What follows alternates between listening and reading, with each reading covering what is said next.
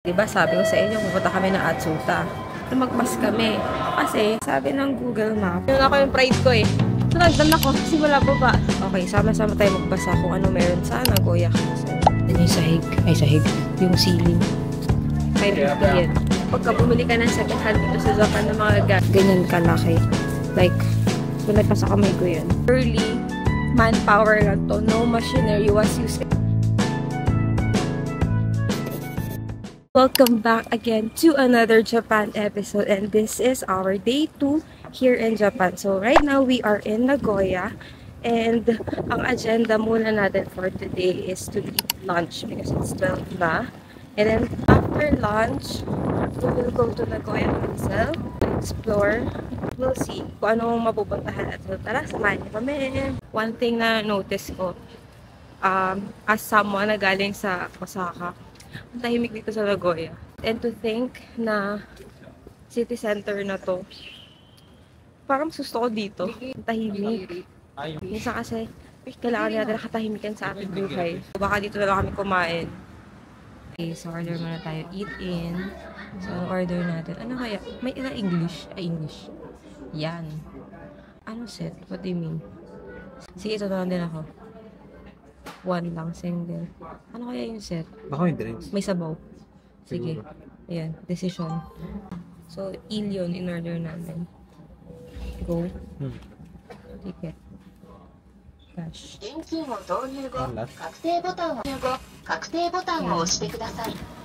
Okay, so eating time. Flash ko na dito sa screen kung magkano yung total bill. And nakita nyo naman din kanina nung pinabayaran na namin. So, ikitakimasu.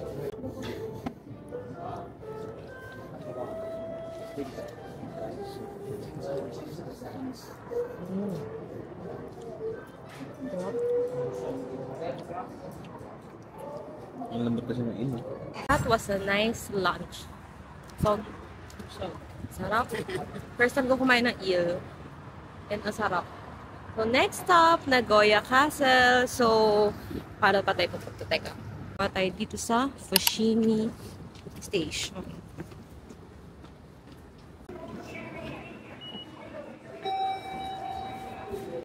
Inuna ko yung pride ko eh. So, nagdan ako. Simula baba. Wait na. Okay, so, anong exit yun? Exit 1. Yes, ayan. So, dito kami nag-exit sa exit 1, Sengencho. Mag-walk na tayo papuntang Nagoya Castle. Ano siya? 12-minute walk. 12 minutes walk.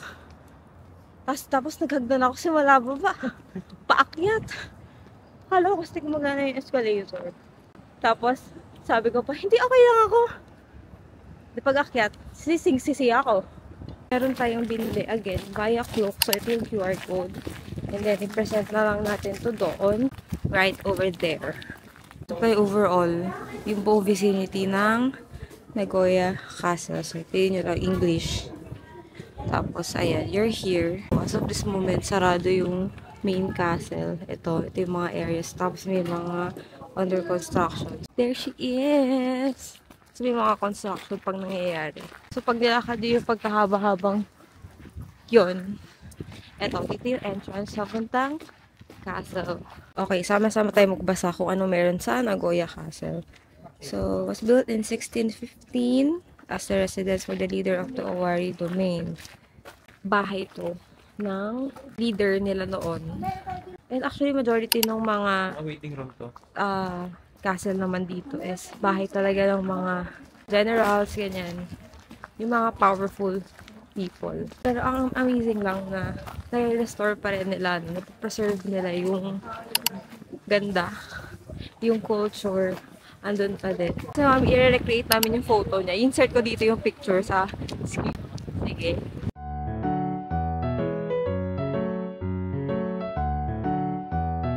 Dahan, bumili ng ref magnet. So, dito tayo sa museum shop. Ayan.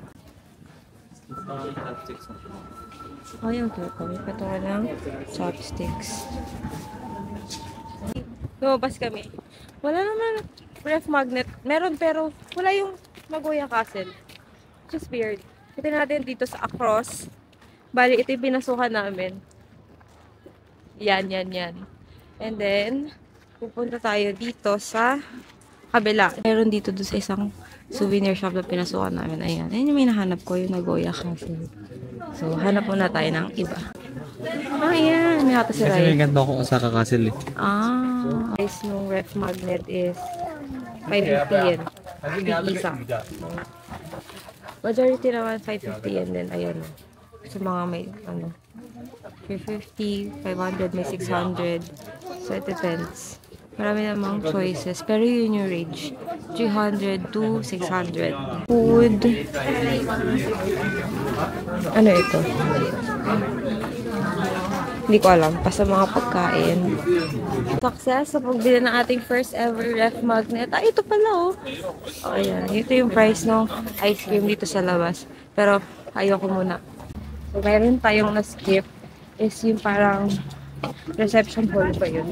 Teka, tingnan natin. Baka magkamali ako na yung information sa inyo na ibigay. Puntahan natin. So, ayan yung castle. Tama ba? Nakikita ko ba? Yeah, ayan yung castle. And then, nandun. So, may parang tent doon. Yan. Kasi sabi ko sa inyo. We can take pictures but no flash. Kailangan namin tanggalin yung mga shoes. Mga shoes nyo.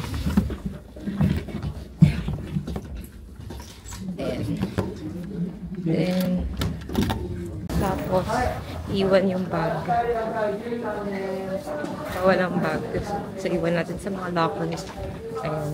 Ito yung lockers. Meron dito mga guide. And then, okay, ito yung papasukan natin. Ito yung Nakanoku Chipeya Hall. This is what it looks inside. So, bawal ang flash photography dito. Pwede rin mag-video, pwede mag-phone. And bawal humawak ng kahit ano. So, kung wala kayong socks, meron slippers doon, libre naman. So, itong painting na to is a replica na lang. However, yung replica na to is printed on real old paper, diba? So, area pala na to is yung Genkan, which is the entrance hall. So, dito wini-welcome yung mga visitors sa Homaru Palace. Homaru Palace is yung Nagoya Castle. Tapos, yung mga pinakita ko sa inyong photo, clips kanina, yung mga ito. Yung mga, yan, digitalized. Ganyan siya ginagawa. Diba? Mabusisi. Ayan na. Yun yung gold leaf na ina-apply nila. So, mali pala ako. Hindi siya printed on gold paper. So, ina-applyan nila nilagyan nila ng gold leaf. This one, ito yung entrance sa mga high-ranking visitors dyan dito. Kasi connected to sa Homaru Palace, which is yung Nagoya Castle. Diba? Elevated. Pero tingnan yung dulo, ito. Mas elevated to kasi ito ay para sa mga bumibisitang mga lords. Siyempre, mataas sila. So, deserve nila dyan. Yan yung sahig. Yung ceiling. Kita niyo ba yan? So nice. Hali kami. Dapat pala. Kasi pwede naman nakasocks. Pero, free naman yung gamit ng sleepers. Dapat nag-sleepers kami kasi hindi heated yung sahig dito, guys. Ba? So, medyo naninigas na yung mga paa namin. And take note na lang, if winter kayo magbibisita, may mga chinelas doon. Humiram na lang kayo. Sa entrance. Nakalabas na kami ng reception hall. Connected doon sa palace. Nagkamali pala kami. Akala namin 100 yen yung locker. Ano lang yun? Parang deposit lang yan. So, makukuha mo din siya ulit. And iulitin ko lang ha, na yun nga, bawal kasi pumasok ng may shoes. So, buhat-buhat yung shoes na ilalagay nyo yun sa locker. Tapos sa entrance, meron sleepers. Ang nakalagay kasi, if you don't have socks, you can borrow a slipper. So, since in-assume ko, may mga socks kami. Tapos, hindi na kami nag-borrow ng slipper. Yung pala hindi heated yung sahig. So, take note na lang. If pupunta kayo dito during winter or yung malamig na season, kung malamig pa rin ng spring, hiramin nyo na lang yung slippers doon sa unahan. So, we're now back here at Sakae. Kasi pupunta tayo ng GU. Dahil tomorrow, may schedule tayo to go to Shirakawa. So, we need to prepare yung ating mga gears. Kasi mami, bibili siya ng boots, And siguro, yeah, puffer jacket pala, bibili din siya. Tinake advantage din pala namin yung interconnected na subways. Ano mo tawag dito? Basta mga interconnection between subways. Kasi right now sa taas, sobrang lamig dahil pabagsak yung snow. And also, ito kasi sa ilalim ang daming stores. So marami kang nakikita kanik-kanik, mapahinto ka na lang, bigla, ganyan. Kainan. Yeah, mga kainan. Yan. Take note din pala, dito sa Nagoya, stand on the left. Kasi sa Osaka naman, stand on the right. Okay? So, para maiwasan kayo mabangga, per location, iba-iba din kasi yung rules. So, it just so happens, sa Nagoya, again, stand on the left, walk on the right. Then, sa Osaka, baliktad. Okay? Hey, finally, nakaabot kami ng snow. Nakikita niyo ba? Ay, hindi niyo nakikita. Pero it's snowing. Look! Bakit hindi nag-register? Basta lang sa snow. Basta lang sa snow. Ayan. O, yan. Color black kasi si Ray eh. So, it's snowing. Yay! Ending our day by buying food dito sa convenience store. So, time check, it's 6:34 and we decided na magpahinga na lang muna ng maaga sa hotel dahil tomorrow sobrang aga ng call time natin to Shirakawa. So, we're here at Daily Yamazaka. So, yan, namimili kami here. I found my dinner. Katsudon. Fave. So, hindi ko alam yung price. Ito ata yan. 684. Siguro. Kasi, hindi ko alam kung may tax refund dito. Kasi dalawa yung presyo eh. So, I'm assuming na lang 684 para ano. Sa taas na presyo i-expect ko. Bakit kaya dalawa yung presyo? Tax free. Okay. So, tax free nga. Okay, nakita ko na yung hot drinks. Ito. Siguro tayo ay mag-tsatsana lang. Deep green tea. Ano kaya? Alam ko na. Pilian mo ko. Ikaw magaling eh. Hot pa? Oo, hot. Tsaa. Tsaa. Ito, honey lemon tea. Okay, go. Magkano yan? 162. Okay. Kasi sira eh. Sa history lang lahat ng travels namin. Pagka pumibili kami sa mga convenience store, siya talaga yung pinakamasarap lagi pinipili yung drink. So, siya pinapili ko. Pag yan hindi masarap, ikaw magbayan. Papabayaran ko yan sa'yo. The goods! Thank you, Bri, for carrying. Diba, sobrang kuripot. Sabi ko, no bag. Yung mama, no bag. Kaya, paano natin bitbitin? Sige nga. Sige. Bag, isa lang. Pero bitbit ko na itong tubig. Kasi sayang naman kung another bag. Hello everyone! It is officially our day 3 here in Japan. So currently, we are here in Nagoya.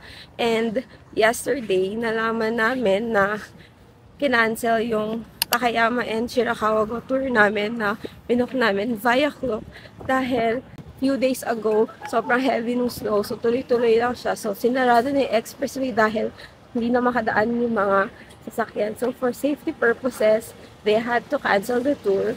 Although, there are some na nag-offer ng private, but we did not opt to do that na lang. Kasi, syempre, safety and wala insurance yun. So, kapag na-stuck tayo doon, kawawa tayo. Wala tayong hotel doon. So, ito yung may mga unexpected occurrence talaga. And so, kagabi, nag-try na lang kami mag-search na kung saan pwedeng pumunta dito. Kasi ang main purpose kung bakit nandito tayo talaga sa Nagoya is for Shirakawa lang. So, hindi eh. We cannot push through with that. So, ngayon, we will go to Atsuta Shrine. So, Atsuta Shrine is one of the most sacred places here in Japan kasi it's a place of worship. And dito daw sa shrine na to, may kita yung one of the 3 imperial regalia, which is yung sword. So tara, let's go and discover pa natin kung ano pang meron dun sa place na yon. Para pumunta doon, galing sa hotel natin na Travel Lodge, we have to ride tayo ng subway. This is the Meijō line. Isayao Dori Station. And then, bababa tayo dito sa Atsuta Jingunishi Station. So, 17 minutes yung walk, mga mi. Oh, kaya natin yan kasi malamig naman. Okay, di ba sabi ko sa inyo, pupunta kami ng Atsuta. Lumagpas kami. Kasi, ang sabi ng Google Maps ay ito. Tingnan nyo sakay ng Meijō Line, baba ng Atsuta. But, nung tinitingnan namin yung mapa, ito kasi kami nanggaling kanina sa Hisaya Odori, M06. Tapos, ang punta namin dito sa Atsuta. Atsuta Jingu. Yan yung sabi ni Google na gagawin namin. But, yung itong train na to, itong linya na to, gaganyan pala yan. So, nandito kami ngayon sa Hibino. Dapat, bumaba kami dito sa Kanayama para lumipat ng train na mapunta dyan. Sana? Atsuta. Atsuta. Mali pala yung tinuturo kanina, sorry. Sa M27. So, hindi kasi naka-indicate sa Google. Tama ba tayo? So, hanapin namin ngayon.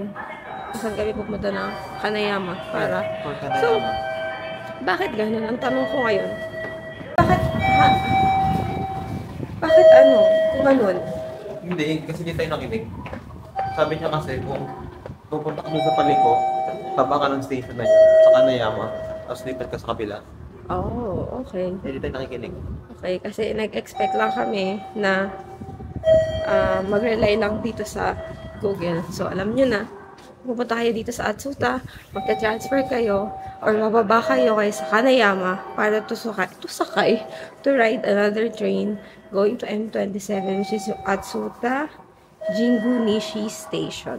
We're now here at the entrance ng Akuta Shrine. Ito tayo dun sa mapa.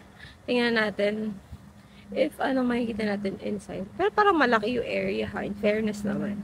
And walang tao masyado. So, ayan. Ayan siya. Ito yung buong vicinity niya. And, wait lang, nasan ba tayo kayo?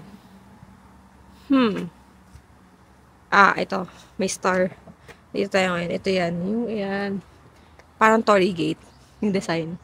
Pagpasok mo dun sa Torii Gate, ito is dito nag-pray yung mga tao kay deity Sugawara no Michizane. So, dito sila nag-wish for entrance exam, for success, fortune. So, dito yan.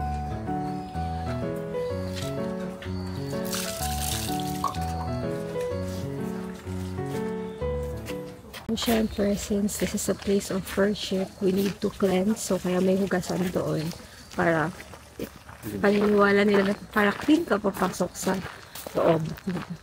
Pero ang lamig lang. Gets namin.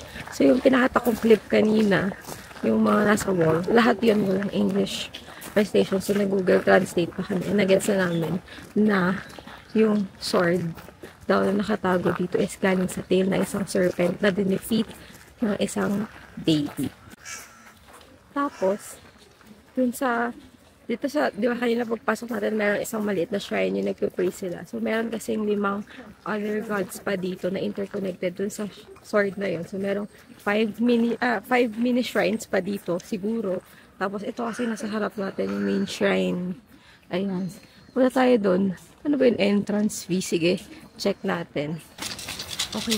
So, hindi pala yung entrance fee. Naintindihan ko na. Makikita nyo yan. Inaalog nila yung ito yun, yung parang yan. Inaalog nila kasi yun naman yung parang may mga sticks. Tapos pipili ka na number. And then, so bali, may random number. Kung ano yung mapili mo, pipila ka dun. Tapos, ipaabot mo dun yun sa bantay sa counter.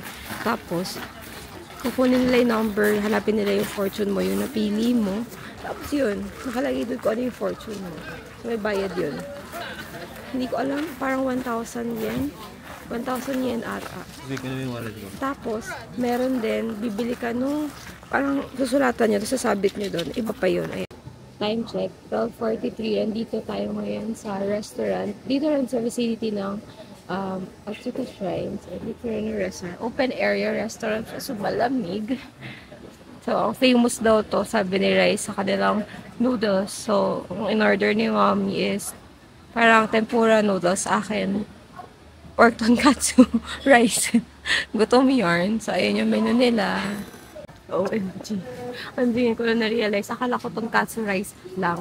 Tingnan yung may noodles, may tonkatsu, may kanin. Akala ko talaga rice meal lang. So, patay tayo. Paano natin maubos? So, ganun din kay Rai. Tapos kay mommy, yung noodles na may tempura. Gaya ko lang dito yung price ng food. Okay?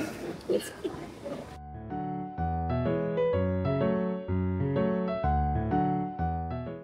So, diba, doon kami kumain. In front pala nun, meron mga, parang park. So, may bridge. May water. Tapos, ang cute na ito. Para may boat. See? Cute. Wala, share ko lang sa inyo kung ano may kita dito. In fairness dun sa noodles, ang sarap. Masarap din yung tonkatsu. Tapos, dapat pala nag-share na lang kami ni mama kasi meron dun couple, nag-share din sila sa isang noodles. So, at least alam nyo na, malaki po ako isang serving para sa mga small tummy na tao. Hey guys, so now, tapos na tayo sa Atsuta Shrine. So, ngayon, nandito tayo sa Osu Shopping District ng Nagoya. So, let's check out if anong pwede nating mabili bago tayo bumalik ng Osaka City. There. This is Osu Shopping District.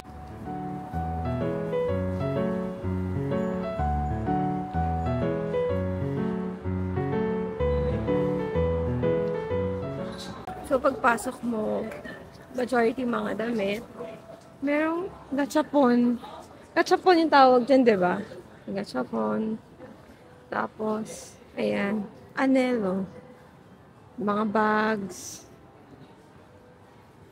Medyo mura, no? Mura dito. If mapapagawi kayo dito sa Nagoya, pwede kayo mag-stop dito kasi mura yung mga bilihin. Tapos dito, tindahan ng mga second-hand gadgets. So, nag-look around kami. Mura siya. And ang maganda kasi kapag bumili ka ng second-hand dito sa Japan ng mga gadgets, dinedeclare nila if ano talaga yung totoong condition ng item. So, kung ano yung issues niya, sasabihin nila lahat sa inyo. So, yun yung kinagandahan. So, pinag-iisipan pa namin kung anong bibili pa kami. Dito sa Nagoya. Meron pala kami na-discover na shop ng mga gold jewelries. Actually, yung building, ito siya. Ayan. Nakabili kami ng hoop earrings, 18 karat, nasa 8,000 pesos. Naka-sale siya. And, ayun. Share ko lang sa inyo yung parang siyang department store. Buong building yan. Mga ano siya, again, first floor luxury, jewelries. Second floor is mga watch. So, yun mga from low, mid to high end, ganun lahat na watch. Tapos, third floor is mga luxury items, bags. And then, fourth pataas is men and women fashion. Bili muna kami ng strawberries as snacks habang, hindi pala, bawal pala kainin habang naglalakad, no? Ay? Kasi, oo. And the strawberries. Ang sarap talaga. Sarap. Bumili kami ng ganito. Isang ganito is 1,200 yen. Try natin itong red bean taiyaki. Ito pala yung prices ko. Ayan.